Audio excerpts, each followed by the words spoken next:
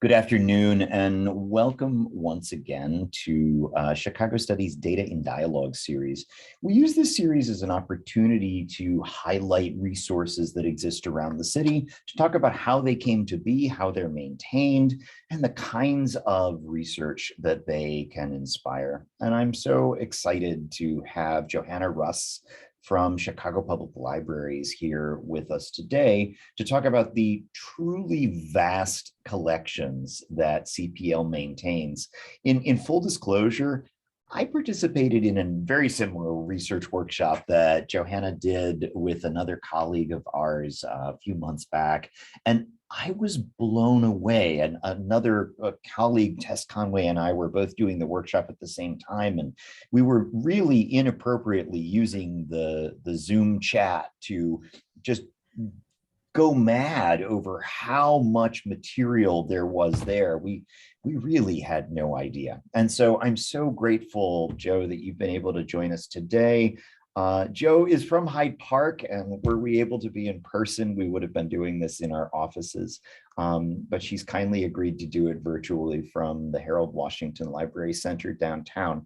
Joe, before you start taking us through all of the amazing resources that CPL can make available, can you tell us a little bit about how you came to this work? What was your path to your current position, and what got you to Chicago Public Libraries? Sure. So as an undergraduate, I double majored in English and classics. So I always had an interest kind of in books and literature, as well as history and kind of the artifacts of history and how you learn about what happened in the past. When I worked also in the library during college. I worked in the conservation department. So really hands-on kind of detailed work there. After college, I had always thought I might want to go into publishing. And so I did work in publishing for about a year and a half. And I learned that I did not want to stay in publishing. So I kind of started thinking, oh, I really liked working in the library. Libraries are kind of part of the publishing ecosystem, but with a more public service oriented aspect to it. And so I started looking into grad school, and I came across archives and archival programs and where you could get a library degree as well as a history degree or a public history degree, which is what I actually did. And I thought, oh, this is kind of a perfect melding of my interests. So I went to school and I studied public history and library science and focused on archives. And then my first job out was actually in Detroit at the Wayne State University's labor archives. And so I was there for about 5 years. And then my wife and I were looking to move closer to family, and she's from Hyde Park. She's from Chicago, grew up here. And so we ended up back in Chicago. I got this job at the public library. And I will say I really enjoy kind of the public orientation of it versus an academic setting.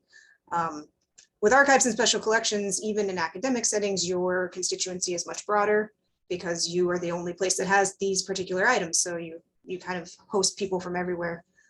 But still, at the base of it, your main constituency are the students and the faculty of that university. Here at the public library, we have the opportunity to have a much broader audience and a much wider age range, which I also find really interesting. So I've been here about 8 years now. For students who are really interested in learning more about Chicago Public Library, I'll point you to two resources. One is a class that is taught fairly regularly in the Art History and Architectural Studies program by Luke Joyner. It's called Chicago's Public Libraries, and it explores, at least in theory, the built environment resources of the Chicago Public Library system. But because it's Luke Joyner, who's an amazing instructor, if you know him, it also thinks really creatively and very holistically about the role that libraries play in the lives of their communities as gathering spaces and so on. And I have a sneaky suspicion that some of what Joe tells us about today may allude to that a little bit. Two other resources are BA theses that have been written in the last few years, really excellent pieces. The first is the winner of our Chicago Studies BA Thesis Prize from, I believe, 2018 or 2019. It was written by Olivia Gia in Environmental and Urban Studies. The piece itself focuses on Chinatown, but the latter piece of it is a really interesting reflection on the place that Chinatown, still relatively new and very architecturally striking public library building, plays in that community's identity. A really excellent piece. We featured Olivia on a panel discussion just a couple of weeks ago. So welcome to check that out as well. The other is a piece that was written, it's published, I think, in Chicago Studies 2016 or 2017, and it featured the role, it explored the role that Chicago Public Libraries have played in helping to bridge the digital divide across the city, particularly the ways in which they give access to internet resources to members of our city's communities who otherwise wouldn't have access to them. We'll put both of those links and information about Luke's course in the sidebar as we when we publish the video of this session. But for now, Joe, I would love it if I know you've got tons of cool resources to share. And so I'm going to get out of the way and let you take us through some of them, if you don't mind. As Joe proceeds, if you have questions, don't hesitate to put them in the chat, and we'll have some time for Q&A at the end as well. Great. Thank you so much, Chris. I'm going to share my screen. Figuring this out correctly. Did that work? Yes. Okay. Oh, I went the wrong way. Hang on. Sorry. All right, here we are. Chicago Public Library, a research workshop. So yeah, Chris was telling you a little about how he attended an earlier research workshop I did. That research workshop focused on studying parks and open spaces in Chicago specifically. For this one, he asked me to kind of make it broader and tell you more about our resources generally. So the special collections I work at is here at Harold Washington Library Center downtown. We are part of a larger division called the Archives and Special Collections Division, and that includes two other archival units in the library system. One is at the Woodson Regional Library on the south side. It's at the corner of 95th and Halsted. And the collection there is the Vivian G. Harsh Collection of Afro-American History and Literature. And I'll talk a little bit more about that later. The other one is at the Sulzer Regional Library on the north side at Montrose and Lincoln, up in Lincoln Square. And their collection is the North Side Neighborhood History Collection. So the three of us, and then a fourth unit, which focuses on making exhibits for the library system. We are recently grouped together to form the new Archives and Special Collections Division. So I've been here at Harold Washington the whole time I've been at CPL, so I know the most about our collections and we'll talk the most about them, but I'll also show you some things from the other two repositories as well. So here at CPL, we focus, or sorry, here at Harold Washington, we focus on Chicago history. And we have kind of some broad collecting categories that we go into. We have Chicago neighborhoods. We have the history of CPL itself. We have kind of the institutional records. We have Harold Washington's administrative records from when he was a mayor and from before his time as mayor when he was a state legislator and a US congressman. We have a lot of information about Chicago theater. We have records from like Steppenwolf and the Goodman and a bunch of other theaters beyond that. We have information on the 1893 World's Fair down in Hyde Park, and also the 1933-34 World's Fair, the Century of Progress, that happened at Northerly Island. We have records on Illinois and the Civil War, the Illinois soldiers' experience in the Civil War. And then we also have a large focus now on Chicago parks, because we have gotten the archives of the Chicago Park District. So that's kind of our broad collecting focuses here at Harold Washington. But I'll get us straight into the website, because that's how you'll most likely come to see us, at least at first. The first way, your first entry in will be here. So here's our website. If you have been to it before, it might look familiar. If you scroll down far enough, this sort of pane is typically dedicated to Chicago history. You might not get that far. The easiest and quickest way to get to archival information is if you click this browse button and you'll have a drop down. You'll have these 3 columns. You'll come over to more, and you'll go to Archival Collections. And so this is where we have what we call. I think that you're sharing just your PowerPoint slide and we're not seeing the browser window right now. Oh, interesting. Okay, maybe I have to stop sharing and reshare. Share your desktop, maybe. Yeah. Let's, sorry about that. Thanks for letting me know. wasn't sure for a minute there. I was like, then I realized, oh wait, I'm missing something. That looks way better. Okay. All right, let me go back to the home page then so you can see what I mean. Okay, sorry about that. All right, so here we are on the home page. As I said, if you scroll down far enough, this is kind of where Chicago history lives on the home page. We'll show you some quicker ways to get there. So here, this browse button, if you click on it, you get a drop-down menu, and you come over here to Archival Collections. Here you can access it a few different ways. They're grouped by subject, kind of very broad subjects. Or you can go to this A to Z collections. This is kind of a full listing of all the collections that we have here, or at the other 2 spots.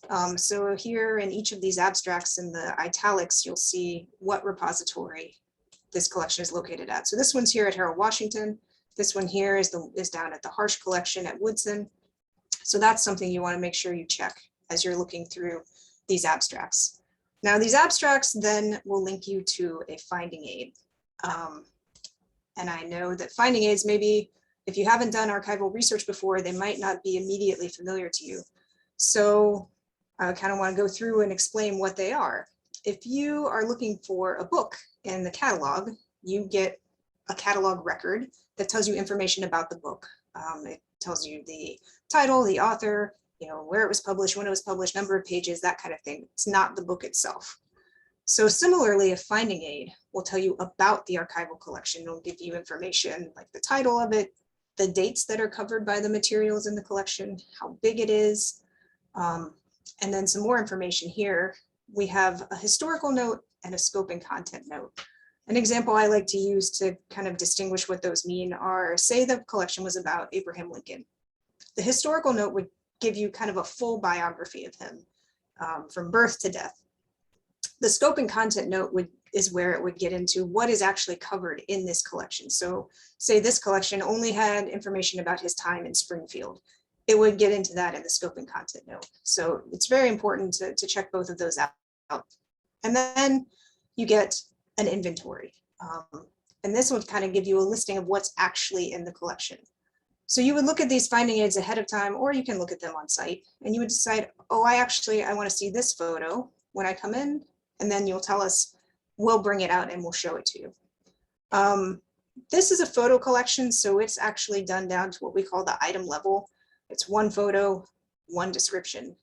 Let me find some other collections that are not quite like that. Department of Urban Renewal collection. This was done more to what we would call the folder level. This is a larger collection, so it also would describe how it's arranged. So that's something else that archivists do. We describe the collection and write those notes we talk about at the top. We also arrange it. So sometimes you get a collection from a donor, either a person or an organization, and they're in really great order, really great shape. Makes a lot of sense. You would retain that order because it also tells you something about the way that person or organization operated. Other times stuff comes in and it's just a total mess. It's in a garbage bag, someone was getting rid of it out of their house. And so then the archivist has to impose some order to try and make it more accessible and easier to use. So the arrangement will help tell what order it's in, whether the order was original, whether it was imposed. And so it's broken into series, sometimes by topic, sometimes by format, especially some of our older guides that were processed a long time ago. They'll have separated the photos out into their own series. We don't do that as much anymore.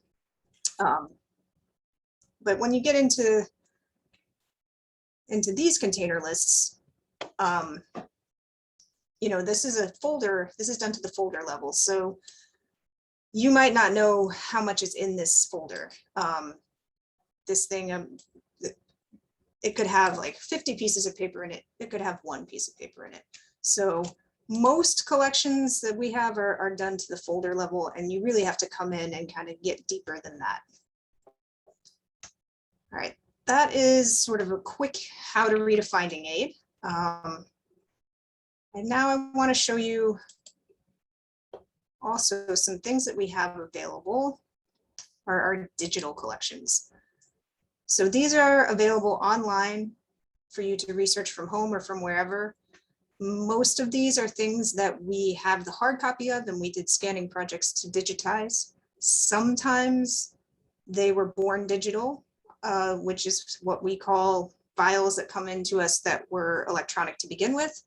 But most of these projects are scanned projects. And so there's sheet music, there's photographs, there's speeches. These are not audio files, they're the transcripts of the speeches. So they're PDFs. Just really a whole mix of things. And so I'll tell you about this one. This might be, they're all Chicago history. This is one I've worked closely with. So the Chicago Department of Urban Renewal records, we had about 16,000 photographic negatives that were really hard to access because they were only negatives. So you had to have a light box. They were negatives, so you also needed a magnifying glass. So we got a grant to digitize these. It documents the activities of the Urban Renewal Department in the 60s and 70s. There's a lot of Hyde Park photos in here. So this is our landing page for the digital collections. There's a landing page for all of them. Any of the ones you go to kind of tells you a little bit about it. It has a few highlights, which you can click on and see a little bigger. It has information about it.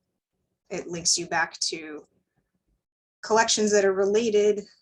But for any of them, the way to get to the actual stuff is there's a browse the digital collection button in the middle of each landing page, and that's what you would click on. So this takes you to a Content DM site. Content DM is just the name of the platform that we use. And you'll see up here in the URL that SciPub Lib, which was the URL for the library's website, that's not there anymore because we have actually gone outside to a different host.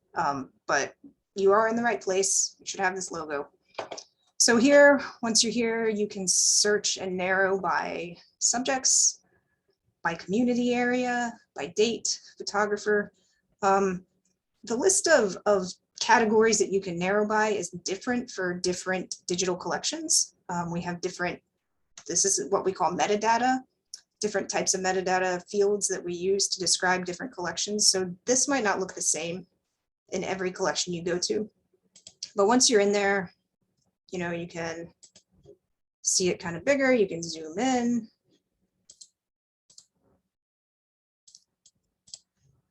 You can, this is all the metadata I was talking about, the title, format. A lot of it is probably not that helpful to the average user. There's a lot about how we digitized it and that kind of thing. But you can, oh, the other thing I wanted to show you was you can download too. So here, this button here, and then you can decide which size you want to download. If you are going to use it in some kind of way, like maybe in a paper or something like that, a published article, we do ask that you alert us and let us know. If you came in to do research and you found a hard copy thing that you wanted to use that wasn't available online, we would have a whole process where we'd have to scan it for you, review it for copyright first, scan it for you. And there would be a fee associated with that. Because these are already scanned and online, there's not a fee associated, but we do still like to have you let us know that you're going to use them. So if we go back, oh, back too far, hang on. You can also search. You can search within here. If you don't want to narrow it down by subject, you can just do a keyword search up here. And you can also, if you over here and click select all, you can search across all of our digital collections. Let's see, what would be. So these are all just from I remembered what I did. Okay. So this still, here's what I did. I forgot. Okay, I forgot to click the update button. So once you select them all, you have to click update. And then there you'll see that my results changed wildly for that Civic Center search. This is the search term here. So when you're doing one of these searches across collections, one tip would be to unclick this Chicago Examiner. This is a run of newspapers from 1908 to 1918. And because it's a whole newspaper, you know, you'll basically get a hit for really everything you ever try. So you get a lot of false positives. So I suggest taking that out. Remember to hit update, and then you'll see, look, we're down to a manageable number of results. And you can see that many of these are from the Urban Renewal collection, as we were looking at before. But some of them are from other collections. Robert Kruger, which is one of our collections up at the North Side branch. And these are all things that happened in the Civic Center downtown, which is, we now call it Daily Plaza, but at the time they called it the Civic Center. Okay, so that's a little quick overview of the digital collections. Back here at our homepage, well, it's at our website, I should say. I want to show you also the Chicago history page. So this is a different page from the archival collections, but it's kind of where we put all things Chicago history related. So we have a blog that often will feature things from our archives. We also have this running carousel about new books in Chicago history, and these refer to books in the circulating selections. So circulating meaning you can check it out and take it home with you. You can't do that with any of the archives or any of our, we also have books in our collection that are either secondary sources supporting the research that can be done in our collection, or are contemporaneously published and are also technically primary sources, but they've been cataloged as a book instead of within an archival collection. Either way, you can't check them out, but this carousel here is about history books you can check out that are in the general collection. This sidebar here is helpful, because from there you can get to that A to Z archival collections list I mentioned. You can get to the digital collections, and you can then see these 4 different repositories. Now, I mentioned 3 of them before. Here is the one where I work, Special Collections at Harold Washington. It tells you about our hours. Right now, we're only open by appointment, Mondays and Fridays, 12 to 4. You can request an appointment using this form. This appointment form you can use for other repositories too. You can also email or call us. It also has the same for the North Side. North Side is probably the smallest of our repositories and really does focus on North Side neighborhoods. They also have information about their hours and how to contact them. And same for the Harsh collection, which is it's a large collection. It's very impressive. And they are the largest African-American history and literature collection in the Midwest. And they focus on the Black experience with a strong focus on Chicago. And again, here's their hours and their contact. Now, the 4th one that I haven't really mentioned yet, but is very important to know about, is the Municipal Reference Collection. This collection is also here at Harold Washington Library, but it's on our 5th floor. Special Collections that I work at is on the 9th floor. This is on the 5th floor. And this is part of the government documents collection, but it focuses on municipal documents. So items that mostly are published items. You know, we have a lot of collections here on the 9th floor that are from government agencies, and they're archival in nature. We have photos, we have kind of correspondence, memos, that kind of thing. This collection is really more published reports, published brochures, minutes and proceedings, like kind of bound proceedings, annual reports, that kind of thing. But they are still also unique. They're unique in nature. They're not things you're going to find a lot of other places. And they go way back to, you know, the beginning of Chicago. So this is really an important resource to know about. Unfortunately, they are supremely understaffed right now. And so if you want to do research in this collection, you're really going to have to call ahead and figure out what you need. But it's a really fantastic collection. You'll see here they have annual reports, statistical reports, budgets, and stuff from these kinds of agencies. So this Chicago history page is really a good place to go for all of this kind of information. And I want to mention too some of the other little resources that are up here. They have something about every Chicago mayor that we've had. Do we go all the way up? Yeah, we do. And if you click on one, for many of them, especially the later ones, they have their inaugural speeches listed too. So that's kind of a nice little thing. The Chicago timeline, also a nice little thing, where each of these major events in Chicago history, if you click on it, you'll get kind of a book list, a reading list, linking to the books that are in our collection being CPL at large, that you can actually check out about this topic. So those are kind of nice places to start. And then newspapers. This is another place you should know about. This is also on the 5th floor of Harold Washington. We have some newspapers in our collection, especially smaller community ones, but the kind of broader newspapers that are for the city as a whole are mostly in the newspapers department. So I want to click on this newspapers on microfilm first, because this is where you would make an appointment to go in and see the newspapers on microfilm. It's that same appointment form that you would use to come in to see archives. But then it'll list out here for each segment of years which newspapers they have on archives, and it's quite extensive. We go back to the top, because we also have a lot that's available online through the online resources. Now, if you're looking at these from home, if you have a Chicago Public Library card, you should be able to look at them from home. It'll just ask you, to enter in your number, and you can proxy in. It's also possible that the U of C library has subscriptions to these same databases. I don't know for sure. But the ones that we use the most often are the Chicago Defender, which is the African-American newspaper, which of course is based here in Chicago, but also had a national reach. And then the Chicago Tribune Historical Archive. Sorry about that. My phone never rings.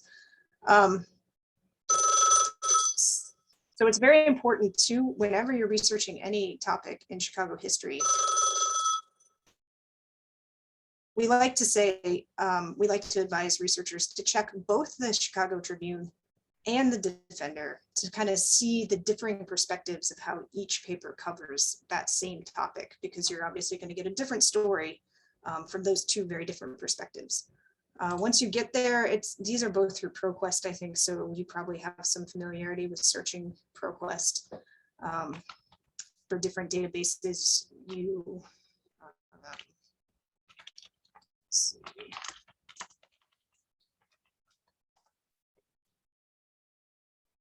You can narrow it down by date. You can narrow down by document type. So sometimes you want to see the articles, sometimes you actually want to see the ads, especially older things. It's interesting to see what people were advertising at the time, what kind of commercial and cultural interests people had. So yeah, that's basic online resources. So I got to it this way from going to newspapers on the Chicago history page. Another way to get there is by going to online resources. And if you scroll just a hair down, it has by format, and you can go to newspaper. Now you might want to know everyone always wants to know, how can we search across your collections? How can we search across your finding aids? So that is a little tricky, I will admit, because there's our catalog, and then there's our finding aids, and they're not in the same searchable database. So many of our collections, let's do urban renewal again.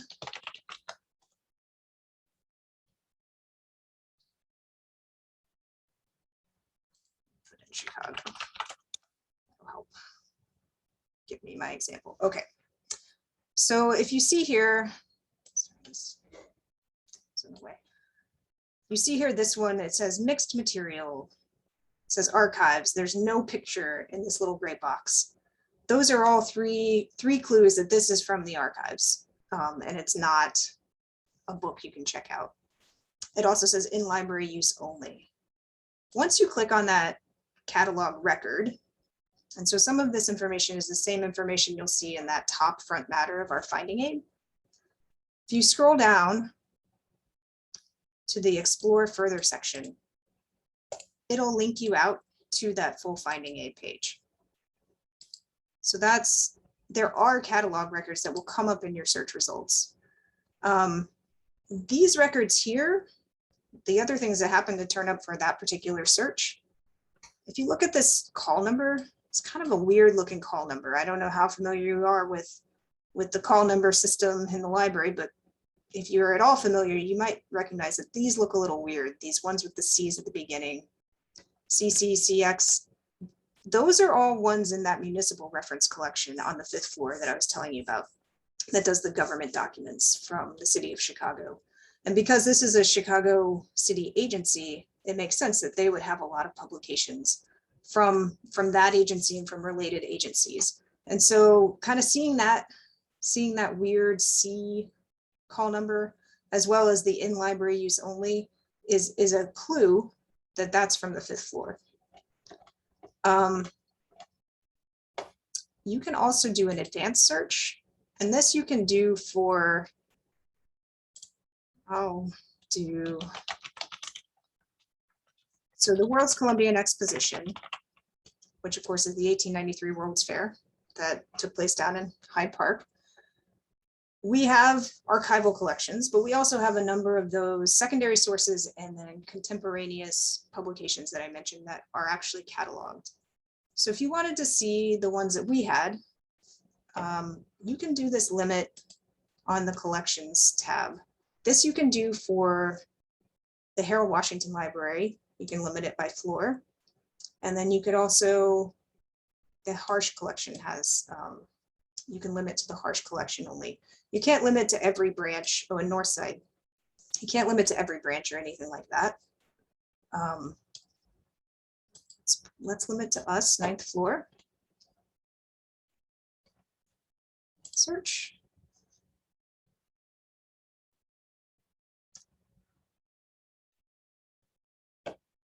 I was practicing this yesterday, and there's something weird about, I think you click the limited hours one instead of the by appointment only one. And that's what you need to do. I don't know why that is, but let's see if that worked. Yes. So here is a bunch of results, 500 results to be exact. And you'll see, like I said, many of these dates are contemporaneous to the event, could be considered a primary source. Some of them, if you got into the later pages of the results, would be more traditional secondary sources. If you click this View Details button, you get more information about exactly where it's located. So some titles, like let's just try Dublin and White City. I know we have one somewhere in our collection. Let's try the paperback. If you just click the View Details, you'll see all of the places that they have it. This will tell you all the branches. This is true of anything. If you're trying to find a book, it'll tell you where it is. It'll tell you where you can use it and not check it out, this in library use only, and then these are all checked out at the time. So that's a helpful thing to find. So you might end up finding a title that we have and you can't check it out, but depending on what title it is, maybe another floor has it or another branch has it and you can check it out, and you don't have to bother coming in, making an appointment and just seeing it when we have it. Now, another way to search across our collections, which gets deeper into those finding aids, because those catalog records was just sort of the front matter. If you want to search all across the whole container list, the collection inventories, let's try If you go here, the default is to search the catalog.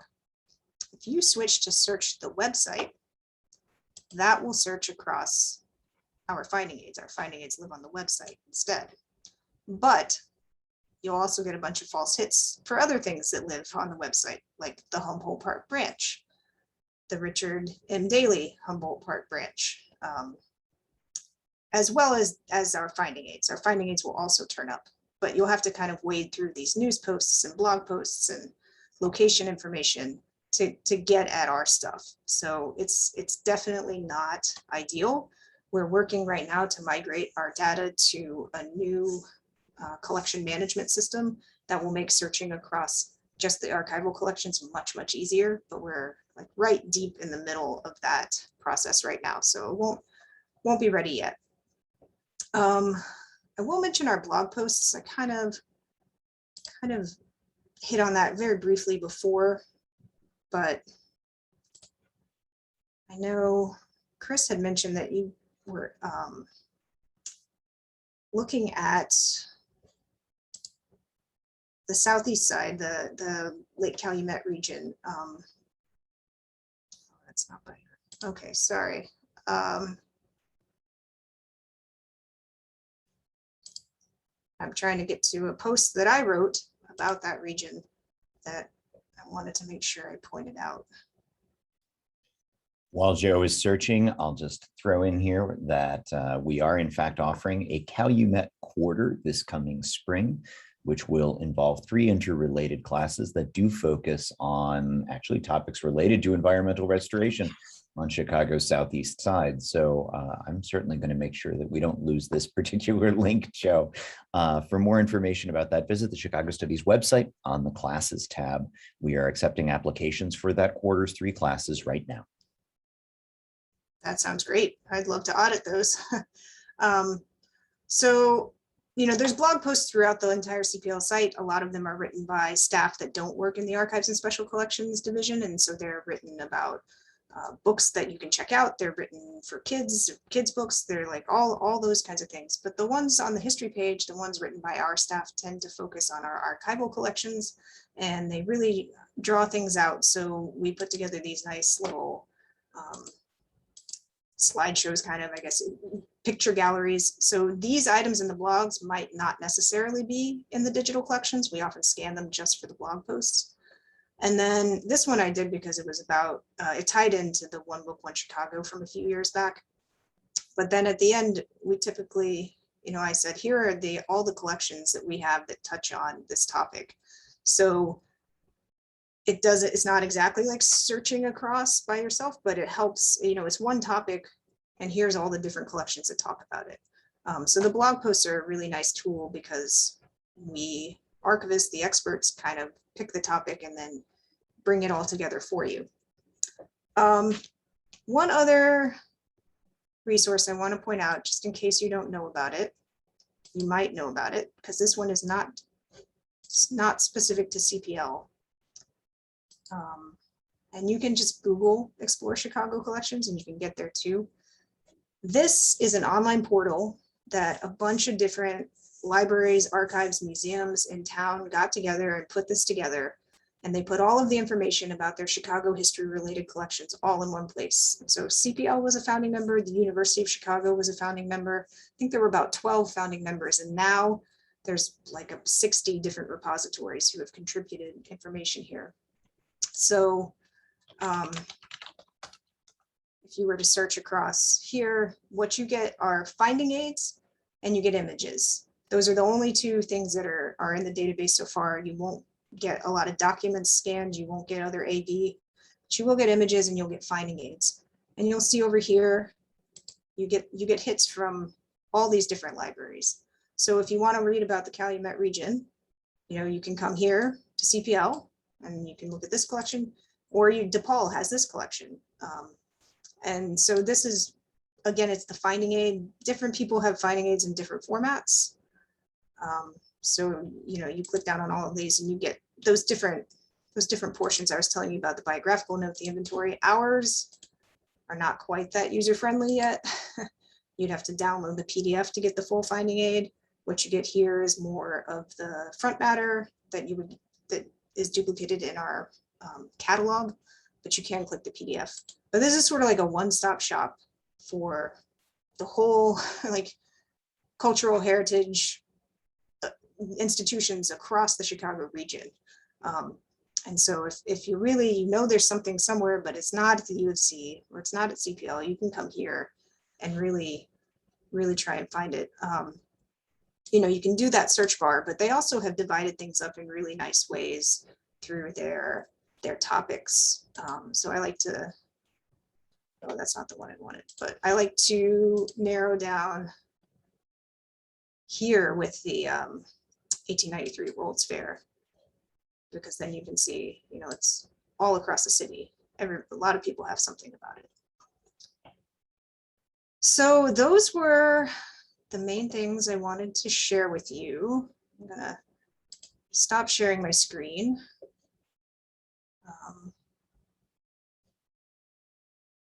And it looks like I saw a bunch of things in the chat, but I think those are all from you, Chris. So no particular burning questions at the moment, but. Well, this would be a great moment to see if any of our participants do have questions from things that you've heard from Joe. If not, I've certainly been scribbling a few down, but maybe the most basic one, Joe, would be what does it take to get a library card in the city of Chicago? I know this is a little bit below your pay grade, but it's still helpful information. Yeah, no, I think it just requires proof of Chicago residence. So if you have changed your driver's license, if you're from out of town, you probably haven't bothered to do that. But I think like, a utility bill to your address, I think that's enough proof as well. And they have something that you can get just an online card if you don't want to come in, and then you can use the online resources. But that also, I believe, still does require proof of residence. So, and then they expire every 3 to 5 years. So if you move away after you graduate, you won't get to use it forever. So, but if you're still here, you come back in and just say, I'm still here, and show proof of residence, and yeah. Are there ways that folks can sort of request or petition for special access to some of these collections?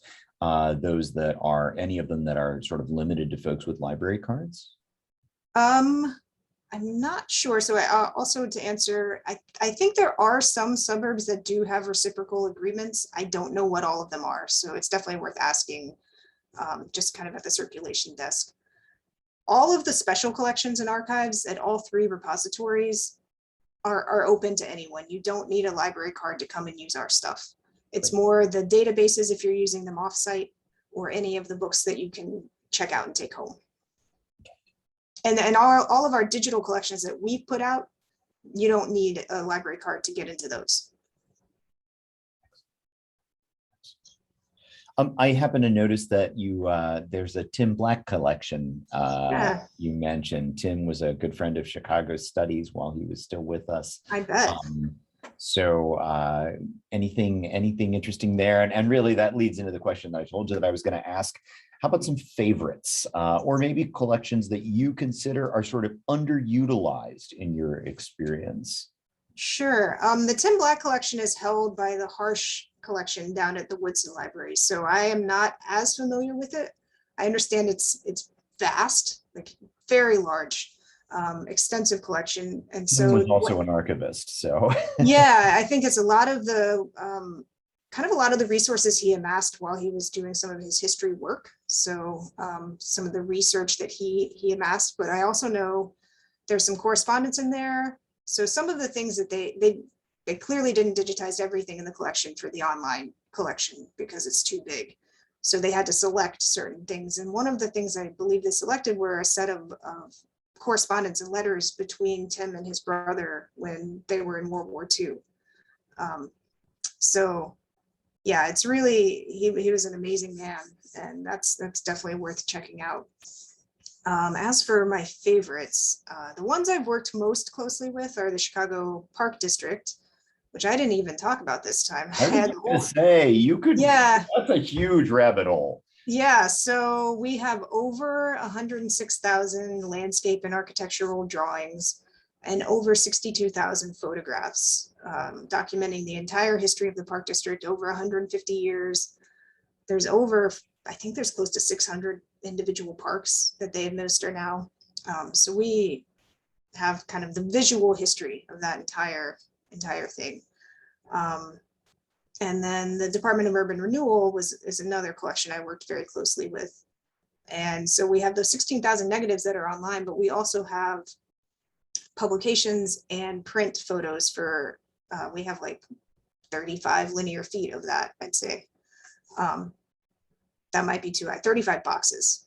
So more like 17 linear feet, but so those are two big ones. One I like to mention that I think is underutilized is it's the open space section records, and that's linked to from that Southeast Side blog post I talked about. Open space is a city agency that helps to identify spaces around the city that could be turned into green spaces. And so they did a lot of work with Lake Calumet. They did a lot of work with the 606. So they sort of help to identify these areas. And then once it gets to the point of actually being something, they kind of turn over administration of it either to CDOT in the case of the 606 or the Park District in the case of like Big Marsh. So we have all of the records from open space and sort of all of the areas that they've identified across the city and the different projects. But it only goes back into about the 1980s. So I think part of the reason it hasn't been utilized much is maybe it's a little too new. People don't quite realize or think about it as history yet. But I think especially moving forward in time, it's really going to be used a lot. And we're still getting records from them somewhat regularly. We actually have 2 accruals that we haven't even described on their finding aid yet. So Chicago Studies is super interested in a number of the topics that you raised. And I'm particularly fascinated by sort of some of what's available in the municipal records collection that you mentioned. I feel like that's something that maybe doesn't get thought of terribly often, but I noticed even just as you were clicking through quickly that one can find the coroner's report from the Eastland disaster there. I wonder, we're rapidly approaching, urban renewal is a topic it's endlessly interesting at the University of Chicago, and I hope that Chicago Studies can sponsor some fairly deep reflection on urban renewal over the next few years. Also very interested as we're approaching the 100th anniversary of it, some of the work that went into the production of the truly massive 1920s report titled The Negro in Chicago, which was written following the Red Summer and the race riots that crossed Chicago and then really much of the rest of the United States. Using either one of those examples, could you tell us a little bit about the sort of the kinds of resources that are in that municipal collection, just to help folks imagine sort of what they might find there that is, say, different from, I don't know, kind of the more popular secondary literature that maybe we're all used to going researching in?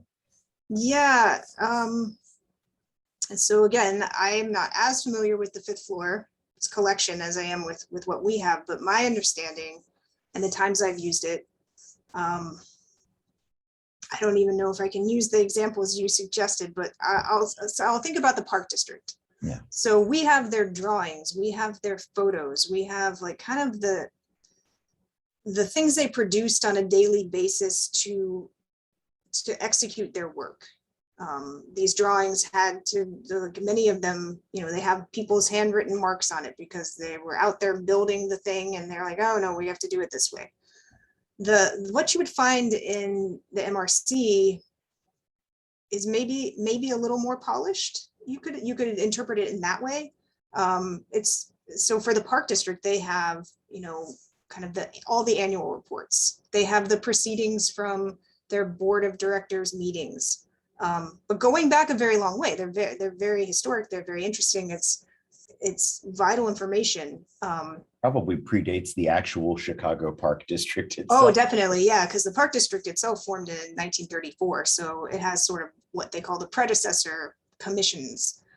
There were 22 commissions by the time it consolidated in 34. So the biggest being the South Park Commission, which had Jackson Park and Washington and the Midway and other things. So it's sort of more the official record, I guess. But then maybe some of these sort of ancillary, wonkier sub-reports that you might not think of, but that wouldn't necessarily be considered ephemeral or archival in the same way. They're still like official. I don't know if that really answers your question. Actually, that's extremely helpful. Yeah. Thinking about, I think that sometimes we forget the depth to which some of these government processes and municipal operations go, even to the extent of, the level of documentation that was done of urban renewal to go to that collection again.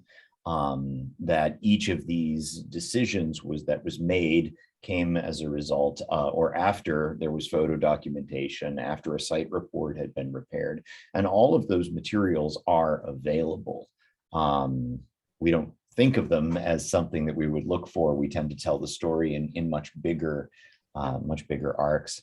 I'm also mindful, and put this into the chat. You made mention of the value of looking at classified ads. We had a really excellent BA that was produced last year by Mark Loeb, who's still at the Harris School now. Mark wrote a paper about urban renewal, but looking at the extent to which the University of Chicago engaged, or you Chicago community members and students were living in our surrounding neighborhoods. And he assessed the boundary, the sort of boundary of this residential community from year to year by looking at classified ads. And scraping them for an enormous amount of information. But it was a really, really fascinating use of exactly what you're talking about. Sometimes it's the marginalia that actually teach us a little bit more. Yeah. Yeah, one example we like to give about ads is we have a digital collection of old theater playbills. So yeah, our theater collection is quite extensive. But so, you would normally look at it to say, oh, what show was put on at what theater, who was in it. But there's, of course, all these advertisements in the playbills as well. And so we've had people come looking through those to see how bicycles were used, the bicycle explosion, because they're starting to become bike ads, or to see the different fashions of what kind of clothing things were on sale. So I see a request. Yeah, I will put, oh, that was a direct message. Okay. Yes, here's my email. I can put that in for everyone too. Sorry. No problem. Joe, we've taken a lot of your time and I'm so grateful for it. Maybe just one more question. What keeps you in the work? What makes it exciting to come to work every day, or to log into work if you're doing the remote thing now and again? Well, we are rarely doing the remote thing here at CPL, but yeah, no, I think we've seen so much recently how important information literacy is, and how important it is to be able to assess a source and determine its trustworthiness or its validity. And that's kind of that's a library skill. That's not, when you get to what I think is even more important about special collections and archives is kind of the primary source literacy too. It's those same skills of assessing validity, but looking at it at primary sources and understanding like how to look at things that were made at a certain time and evaluate them. And we have like preserving the evidence. Archives are important because we preserve these primary sources. We keep them so that 30, 50, 100 years from now, we can't say, well, that's not how it happened. It's like, no, it is how it happened. We're preserving this. We're telling you, like, you can interpret it in different ways. Even 4 sources created at the same time by different people will kind of tell a slightly different story, but it can kind of get down to some basic facts you can agree on. And so I think being a part of that, being a part of preserving those sources that future people can look back on and start to make sense of the past and of their present, that's really inspiring. And I think, again, being in the public library with this broader audience and a wider age range, like trying to teach those skills to younger people, to people who might not be in a university setting and wouldn't encounter them in another way. Yeah, that's kind of why I keep coming back. Jo, this has been amazing. Thank you so much for taking your time. And if you can linger for a moment after I stop the recording, I have a couple of other follow-ups that I want to do with you. Thank you, everyone, for joining us. For those who are not acquainted with Chicago Studies and its work, we are a program of the undergraduate college here at the University of Chicago. You can find a lot more information about the work that we get to do with amazing partners like Jo and CPL, but also with partners all across the campus by visiting our website at chicagostudies.uchicago.edu. We're in the middle of a series of events that focus on climate change and the city. The first of those happened just last night with Leslie Honoré, who's a poet, but also the managing director of communications for the Center for Neighborhood Technology. Next week, we're going to go deeper into some of the themes that she exposed for us, looking at the practice of transit-oriented development with Robert Schultz, who's an advocate with the Active Transportation Alliance. That conversation, I believe, takes place on Wednesday evening. And will be again over Zoom while we continue to slog our way through this endless pandemic. If you're really excited about data, we had a session just a few days ago with Christina Whitehouse, who's the founder of the civic tech platform Bike Lane Uprising, which helps to identify and crowdsource information about bike lane obstructions with the goal of improving traffic management and bicycle policy across the city of Chicago. That movement has since spread all over the United States. I had no idea. Follow them on Twitter. It's very saucy, but also check out the conversation with Christina, again, available on the Chicago Studies website. And for many, many, many more events that are coming up soon, visit our events page. All of them can be registered for. And at least so far, while we're in the virtual space, they are all completely open to the public. We hope that you will continue to join us. We look forward to gathering folks back on campus, we hope, sometime in the near future. Again, thanks so much, Jo, and thank you those who were able to join us today.